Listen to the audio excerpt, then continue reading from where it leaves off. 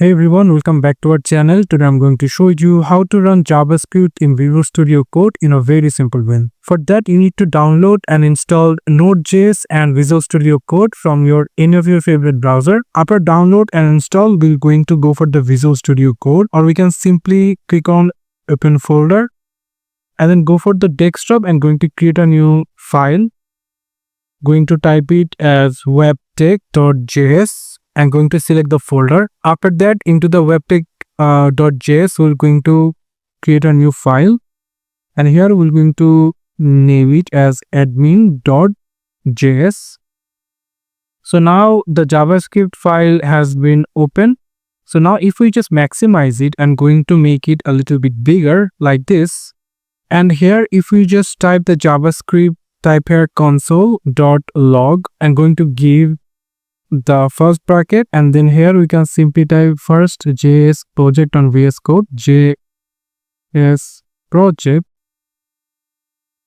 on VS Code, and then if we just give a prompt and save everything.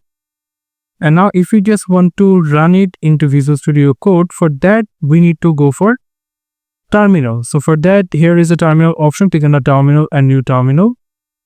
And into the terminal, we need to first find out this file location. So for that, here is the file.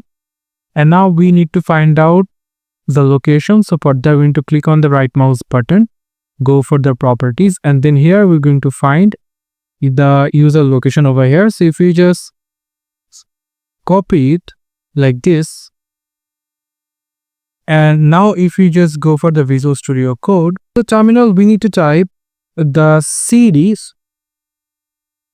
I'm going to paste the file location, click enter. And after, if we just type node with this admin.js file name, and then simply click enter. As you can see here is showing the first JS project on VS Code.